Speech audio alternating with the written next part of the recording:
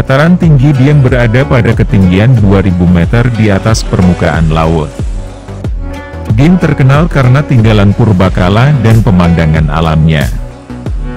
Dieng berasal dari dua kata dari bahasa Jawa kuno, di dan hiang. Kata di berarti tempat atau gunung, sedangkan istilah yang mempunyai arti leluhur atau dewa. Dengan demikian, Dieng dapat diartikan sebagai tempat tinggal para dewa-dewi atau leluhur. Lokasi Dieng yang berada di tempat tinggi tampaknya cocok dengan istilah tersebut, sehingga tepat jika tempat tersebut didirikan sebuah kompleks bangunan pemujaan atau candi. Sesuai dengan konsep Hindu, candi adalah replika Gunung Mahameru, tempat tinggal para dewa. Di samping itu, di dalam kepercayaan Hindu, Kailasa adalah gunung suci tempat Siwa bertahta. Oleh karena itu, layak apabila Dieng diibaratkan sebagai sebuah gunung yang suci. Pada tradisi Jawa khususnya, dan di Indonesia umumnya, masyarakat beranggapan bahwa gunung adalah tempat yang suci. Sampai saat ini, terdapat 22 prasasti berbahasa Jawa kuno yang berisi gambaran mengenai Dieng sebagai pusat kegiatan religius. Salah satunya adalah prasasti Kuti berangkat tahun 809 Masehi, yang menyebutkan tentang Gunung Dieng sebagai pusat kegiatan religius. Sebagaimana informasi yang terdapat di dalam prasasti, sebuah tempat untuk kegiatan religius atau memiliki candi didukung oleh komunitas yang tinggal di desa Perdikan.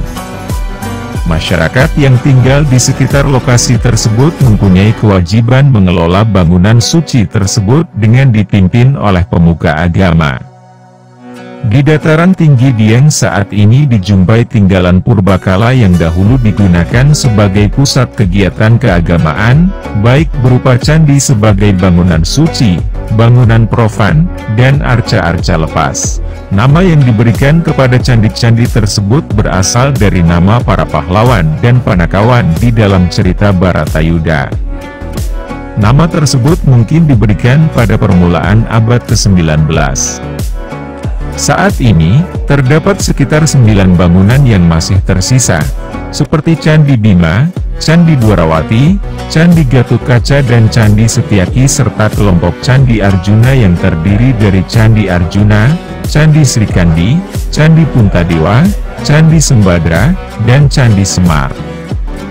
Candi Bima yang dibangun sekitar abad ke-7 sampai 8 Masehi masih menunjukkan pengaruh India yang kuat. Hal ini ditunjukkan dengan bentuk atap yang terpengaruh oleh dua gaya dari India. Gaya India Utara tampak pada atap yang berbentuk menara tinggi atau sihara. Sedangkan gaya India Selatan ditunjukkan dengan adanya atap bertingkat dengan menara-menara sudut dan relung berbentuk tapal kuda dengan hiasan berupa arca kudu. Meskipun masih terpengaruh gaya India, namun hal itu menjadi satu keistimewaan yang dimiliki oleh Candi Bima, karena sampai saat ini gabungan dua gaya itu hanya dijumpai pada candi tersebut. Sayangnya keterawatan Candi Bima cukup mengkhawatirkan karena pengaruh uap belerang menyebabkan batu-batu penyusun candi menjadi sangat rapuh. Candi Arjuna dibangun sejaman dengan Candi Bima dan juga menunjukkan pengaruh dari India yang masih kental. Pengaruh tersebut terlihat dari bentuk atap yang bertingkat dan menara-menara di setiap tingkatan atap. Keistimewaan yang dapat dilihat di Candi Arjuna adalah adanya spout makara di bawah relung dinding sisi utara. Makara tersebut berfungsi untuk mengalirkan air, atau cairan lain yang dituang pada lingga yang berada di atas lapik di dalam bilik utama. Candi Semar juga dibangun pada abad ke-7 sampai 8 dan menunjukkan pengaruh India. Candi ini mengambil bentuk bangunan mandapa yang berfungsi sebagai tempat pada peziarah dalam acara festival. Candi-candi yang dibangun kemudian seperti Candi Srikandi, mulai menunjukkan gaya lokal dengan mulai terlihatnya relung di tubuh candi dan menara atap. Perkembangan gaya selanjutnya dapat dirunut melalui Candi-candi Puntadewa, Candi Sembadra, dan Candi Dwarawati. Relung dan menara atap semakin terlihat jelas. Sedangkan gaya lokal Dieng ditunjukkan oleh Candi Gatotkaca dengan relung yang sangat tegas dan atap yang menyatu dengan bangunan. Candi-candi lain seperti Candi Parikesit, Candi Antareja, Candi Nakula, dan Candi Sadewa sekarang hanya tinggal nama saja atau tinggal berupa pondasi candi. Namun, Candi Setyaki yang terletak di dekat Kompleks Candi Arjuna pada tahun 2008 mulai dipugar. Meskipun demikian, pemugaran baru sampai pada bagian kaki candi sedangkan bagian tubuh untuk saat ini belum ditemukan sehingga belum diketahui gaya atau arsitektur candi tersebut seperti apa. Demikian pula dengan Ondo Budo dan Tuk Bimalukar, kondisinya sudah tidak lengkap lagi. Konon para peziarah yang datang harus melewati tangga untuk masuk ke kompleks kegiatan keagamaan atau Ondo Budo, kemudian bersuci di pancuran air Tuk Bimalukar baru menuju ke candi.